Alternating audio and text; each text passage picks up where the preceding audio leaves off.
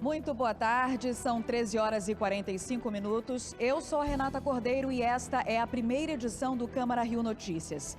A gente começa falando sobre a audiência pública convocada pela Comissão de Finanças, Orçamento e Fiscalização Financeira na manhã de hoje. A Mariana Rosadas tem as informações.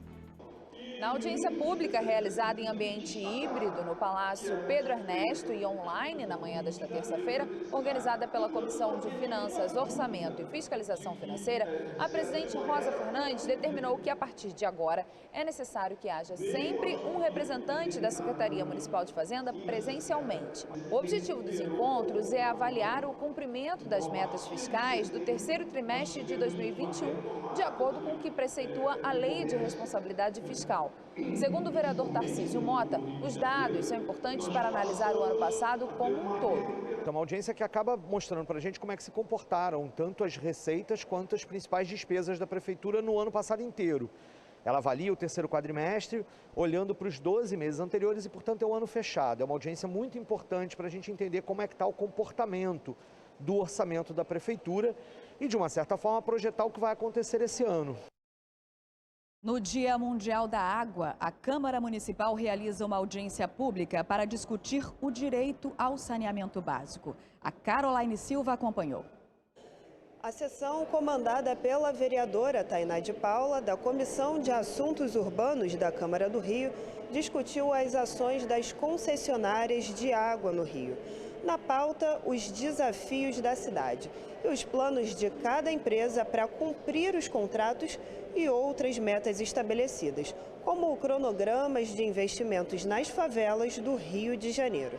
A vereadora Tainá de Paula lembrou que o direito ao saneamento básico é primordial e enfatizou que os desafios relacionados à questão são grandes. No Rio de Janeiro, no estado do Rio de Janeiro, nós temos um desafio urgente.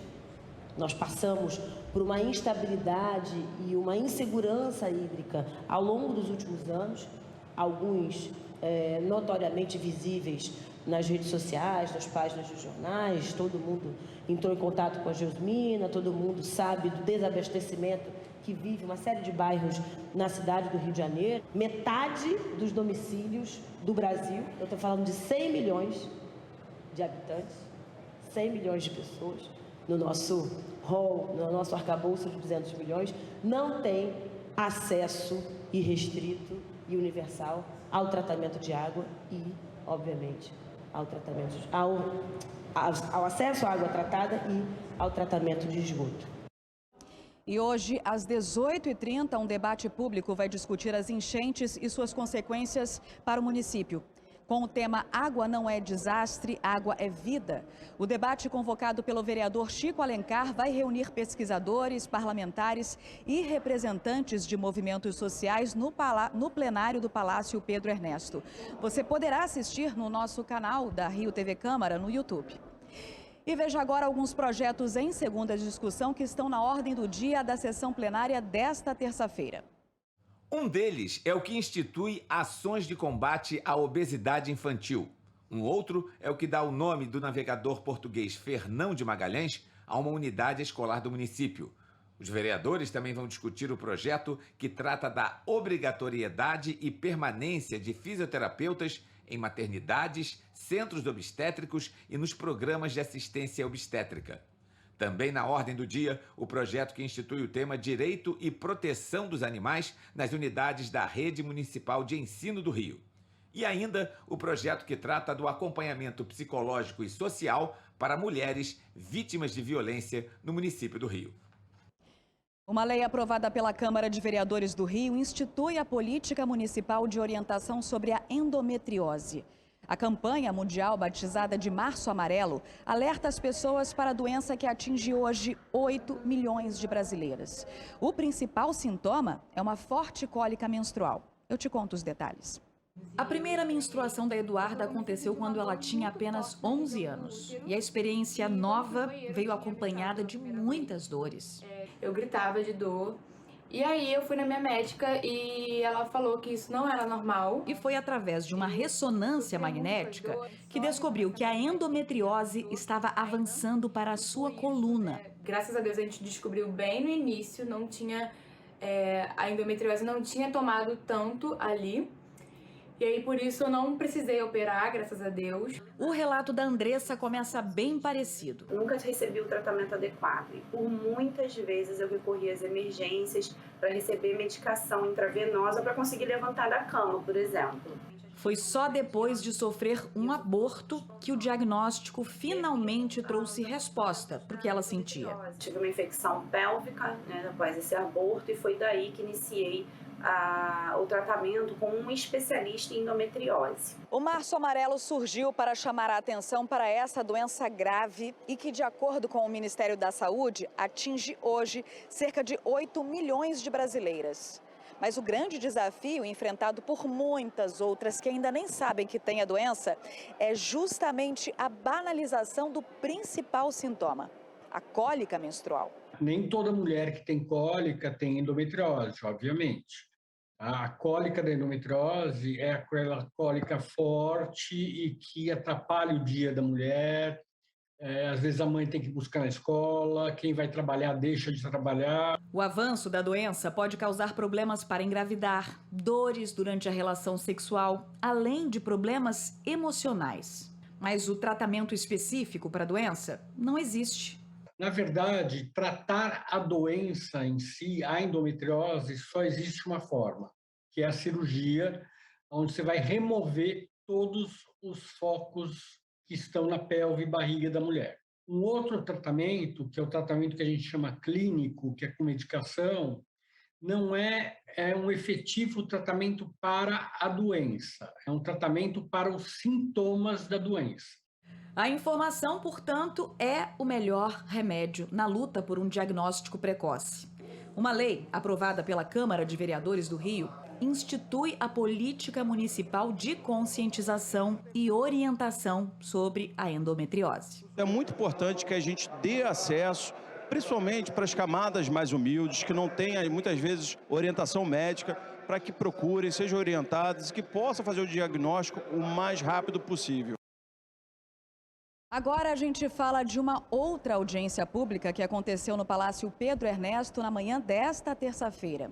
O encontro reuniu as comissões permanentes de Finanças, Orçamento e Fiscalização Financeira e a Comissão de Higiene, Saúde Pública e Bem-Estar Social. Na pauta, a apresentação do relatório do terceiro quadrimestre de 2021. Veja com a Mariana Rosadas.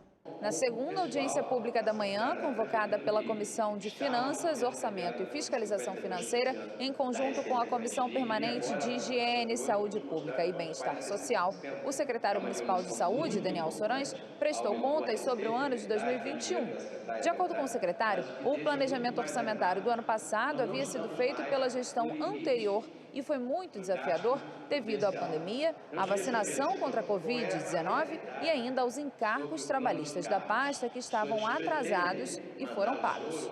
Foi um ano que a gente reencontrou a Secretaria Municipal de Saúde quando o prefeito Eduardo Paes assumiu com um déficit financeiro bastante importante logo de início, com uma dificuldade imensa de abastecimento, com 2.700 aparelhos de ar-condicionados sem funcionar, com 6.800 funcionários a menos do que em 2016, com as equipes de atenção primária, com mais de 50% das equipes incompletas na cidade.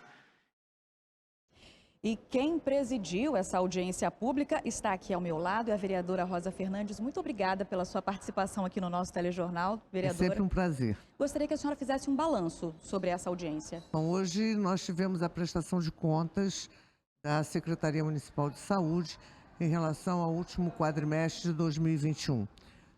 Prestação de contas da Secretaria Municipal de Saúde à frente com o Daniel Sorães é sempre altamente positivo. Na verdade, nós tivemos uma noção precisa, um nível de detalhamento incrível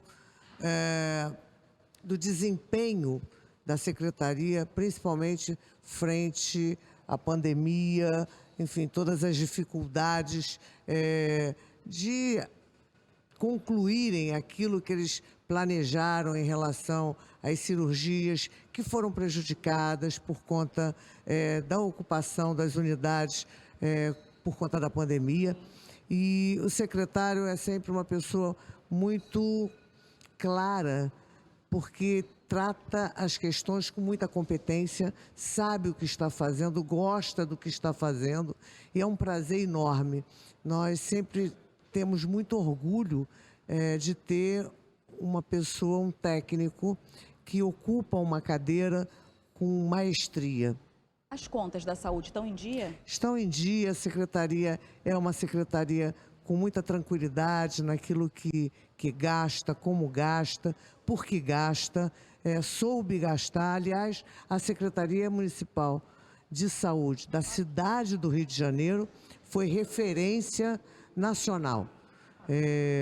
Ela sempre saía na frente, mostrando o que era bom, o que era importante, e nós passamos por esse momento com uma certa tranquilidade, apesar de todos os transtornos, dos temores, das angústias, mas nós sabíamos que estava regendo essa orquestra difícil que foi o Covid, com técnicos qualificados, preparados, sabendo exatamente o que estavam fazendo e o que era melhor para a população da cidade. Muitíssimo obrigada pela sua participação aqui, vereadora. Eu que agradeço. Um abraço.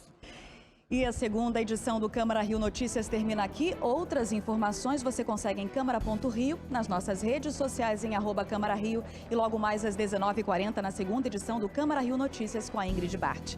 Obrigada pela sua companhia e até amanhã.